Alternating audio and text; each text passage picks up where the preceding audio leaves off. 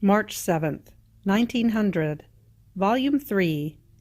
The soul who is conformed to the divine will binds God.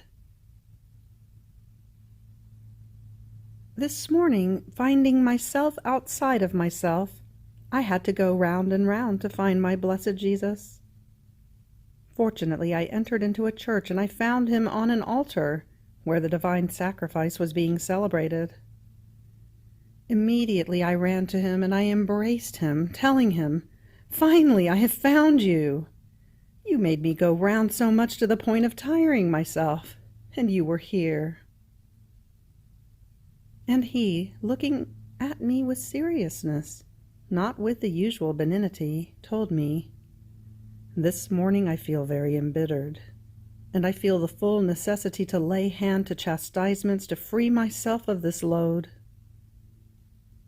And I immediately, "My dear, it is nothing. We will remedy it quickly.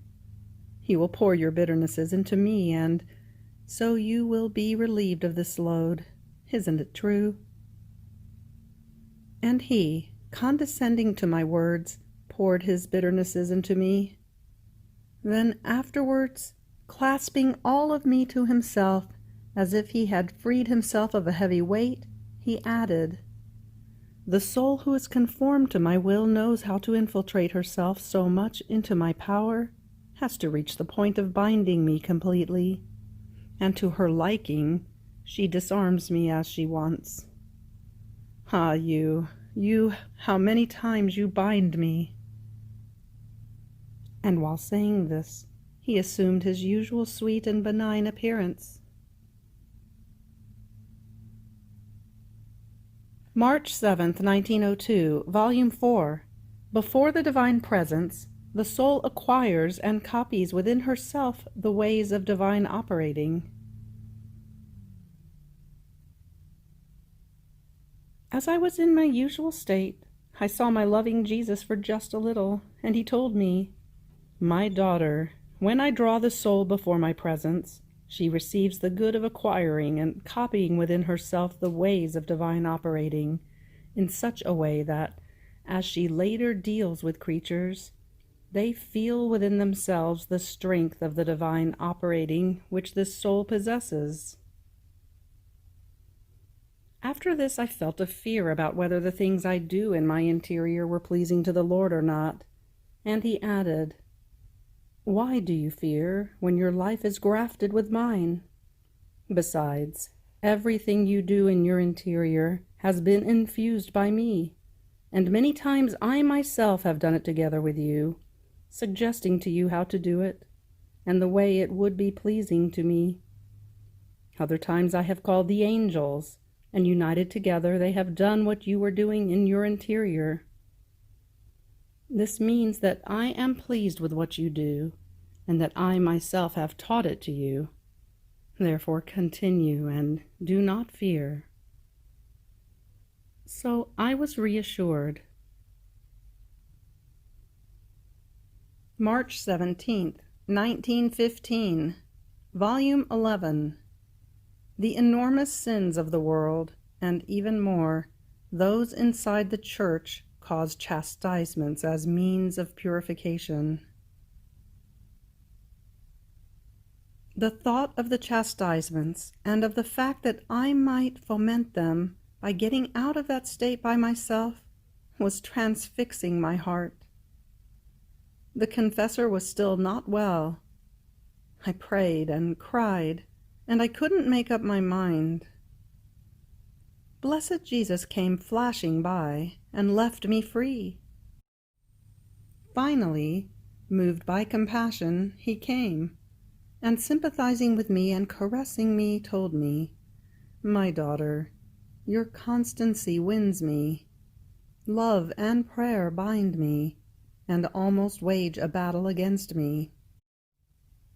This is why I came to be with you for a little while. I could not resist any more. Poor daughter, don't cry. Here I am, all for you. Patience, courage. Do not lose heart. If you knew how much I suffer to punish men. But the ingratitude of creatures forces me to do this.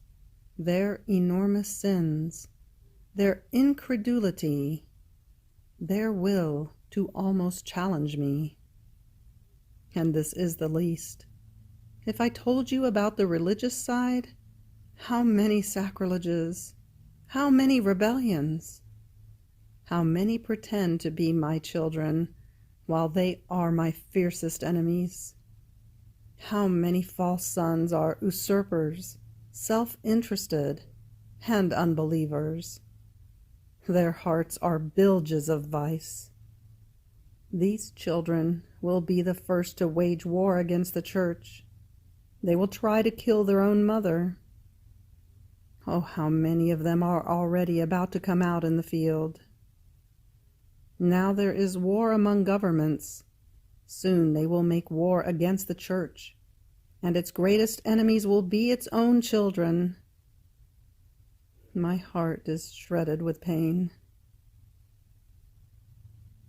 In spite of all, I will let this storm pass by, and the face of the earth and the churches be washed by the blood of the same ones who smeared and contaminated them. You too, unite yourself to my pain. Pray and be patient in watching this storm pass by. Who can tell about my torment? I felt more dead than alive.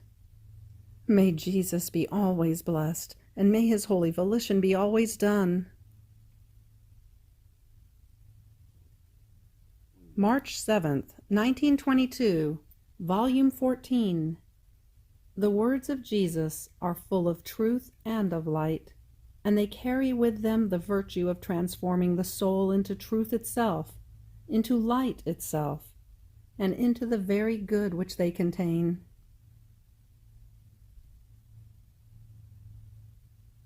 I was thinking about what has been written, and I said to myself, is it really Jesus that speaks to me, or is it a trick of the enemy and of my fantasy? And Jesus, on coming, told me, "My daughter, my words are full of truth and of light, and they carry with them the virtue of transforming the soul into truth itself, into light itself, and into the very good which they contain, in such a way that the soul does not only know the truth, but she feels within her the substance of operating according to the truth which she has known. Further, my truths are full of beauty and attraction, in such a way that the soul, taken by their beauty, lets herself be enraptured by them. In me, everything is order, harmony, and beauty. See, I created the heavens. They alone could have been enough. But no, I wanted to adorn them with stars, almost studding them with beauty, so that the human eye might enjoy more from the works of its Creator. I created the earth, and I adorned it with many plants and flowers. I created nothing which did not have its own ornament. And if this is in the order of created things, much more so in my truths, which reside within my divinity. While it seems that they reach the soul, they are like solar rays, which hit and warm the earth without ever departing from the center of the sun. And the soul remains so enamored with my truths that she finds it almost impossible not to put into practice the truths she has known, even at the cost of her life. On the other hand, when it is the enemy, or the speculation of fantasy that wants to speak about truths, they bring neither light, nor substance, nor beauty, nor attraction. They are empty truths, without life, and the soul does not feel the grace to sacrifice herself to put them into practice. Therefore the truths that your Jesus tells you are full of life, and of all that my truths contain. Why do you doubt? End of March 7th. Fiat.